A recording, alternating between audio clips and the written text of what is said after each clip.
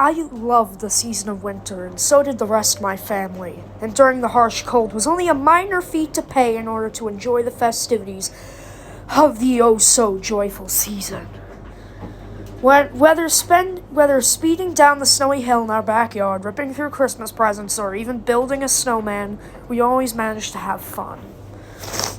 I noticed a particular accented amount of attention on building snowmen for my family. All of us loved doing it, most likely due to the subconscious rewarding of bonding it created. I was always in charge of making the first and biggest snowball for the base, while my sister made the second two. Then my parents, of course, with my newest and youngest siblings, would tack on the details such as the carrot nose, the coal eyes, the little buttons, and the warming scarf. And we always didn't forget the stick arms, and exclusive to my family, the hay we used for hair.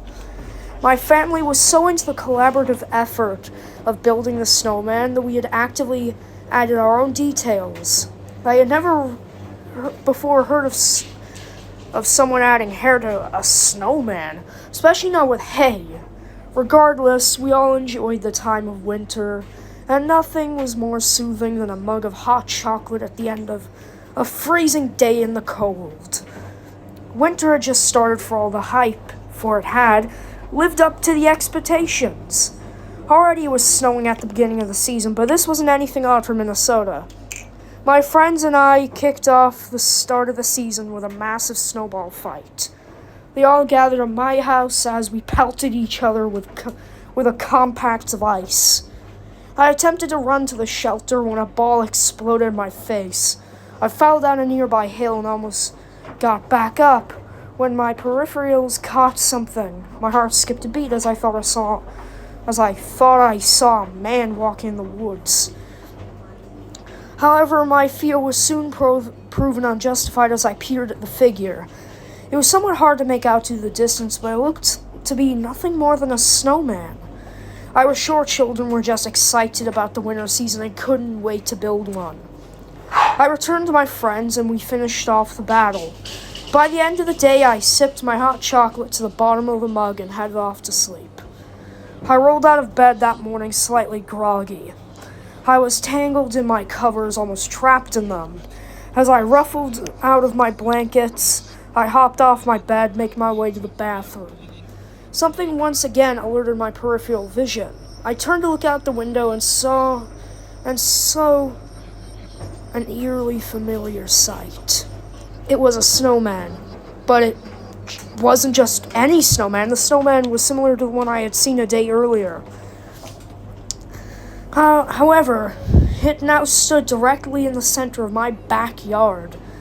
Though I earlier couldn't entirely make out the snowman, I was almost sure for some reason this was the exact same one. I wasn't so much saying the same people built it, or that it was similarly structured. I legitimately believed what stood before my eyes was the exact same figure. Same snow, same nose, same buttons, same scarf, same everything. Even the hay hair looked the same. It was then I realized something. Hay hair. Something that was signature to my family. It was then I realized one of us must have built it, but I felt excluded in a way that they had left me out. I stumbled over to my sister's room with the little early morning coordination I had. I asked her about the snowman, and of course, she said she had no idea what I was talking about. I chuckled and told her how her pranks were only getting worse and worse. She promised me she hadn't built a thing, but I continued to vest more trust in my original belief that it was a minor prank for her. Just to assure myself, once making it downstairs, I questioned my parents. Similar to my sister, they promised they hadn't built a thing. Though I had put the blame on my sister previously, I now felt somewhat unsure. After finishing off my breakfast, I called my family to go outside and take a look at the snowman. Only inches away from the figure, I felt disconnected. to see the detail in the creation. It looked no different in any manner to the snowman my family had built in the past. Every single specificity matched on the snowman. Rather than sharing my feelings of unsettledness, my mother looked at me in anger, stating that we were only to build snowman as a family. I told her that I had no part in building it, yet she refused to believe me. I sat in my room for the next couple of hours, bounded in my thought process by this odd snowman. I stared at it almost all day, noticing its unordinary size. It stood at nearly 7 feet in height. My family never ever flirted with that level of stature when we built them. After hours of thinking, I finally remembered an outstanding fact. When I originally saw the snowman, it was resting in what looked to be someone's yard, through the woods connecting our houses. I looked beyond the trees as well as I could from my room and noticed a familiar house. Strangely enough, the snowman that was once there no longer existed. I went out the back door of my house and trekked through the woods, trailing my way up to the house. I didn't see any cars in the driveway or any lights turned on inside. It appeared no one was home. I decided to ring the doorbell, but of course, heard no answer. My next option was to press my face up against the glass and take a look inside. When gazing into the home, I noticed an open bag of chips on a table and a pantry that looked nearly fully stocked. I would argue that someone had been living there based on the surroundings. To gain more info, I went over to the neighbor's home and decided to ask a bit about what they knew. An old man greeted me at the door. He carried a cane with him, and he struggled to stand. The elderly man gave off a kind vibe and invited me in. I asked about his neighbor. He went into quite a lot of depth. The man explained that he had lived in this particular home for over 40 years and had a lot of insight about the neighborhood. He said his neighbor was the closest thing to being an exception. He best described them as mysterious. That doesn't surprise me, I said. Man reiterated. Yeah, they were an odd bunch, son, I'll say that much. I gave him a puzzled look. Were? He replied, well, yes, boy. They moved out a couple of years back. I didn't shake my confused expression. If they moved out, who lives there now? The old man looked at me as if I were ignorant and spoke. Well, no one now. It is abandoned. I didn't give much of a reply. I thanked him for his info and nearly headed out. I stopped at the door and fired away with another question. Do you know by any chance they left? He responded, it had something to do with them feeling uncomfortable. I'm not too sure. I left his house and returned home. I sat up sipping on my hot chocolate. I didn't really sleep much that evening. I just thought of it more and more. I couldn't seem to shake the thought from my head. Finally, I lost my fight against sleep and passed out.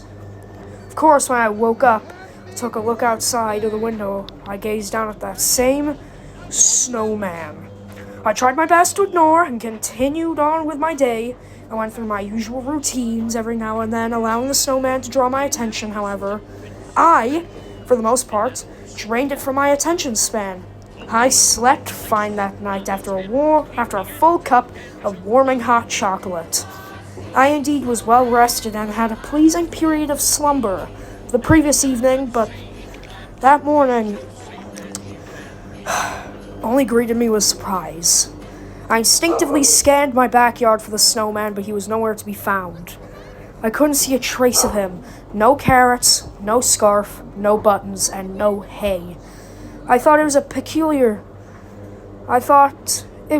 peculiar, but I forced myself to ignore it.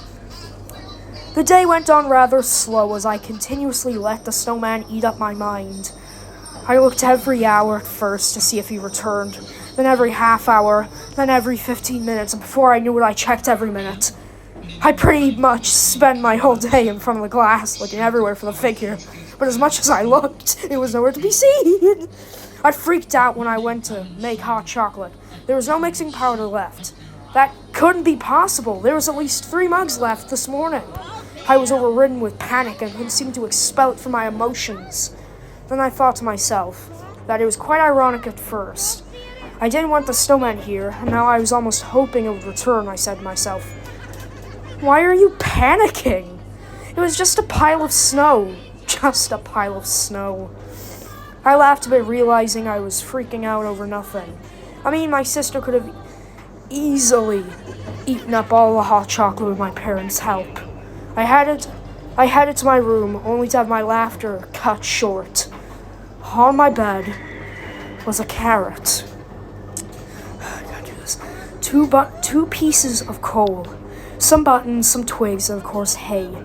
Beside it was a note that read, "Hiding in that pile of snow was too cold for me. I like the warmth of your home better." We moved out the next week. We went somewhere much warmer. It's been about a year since then.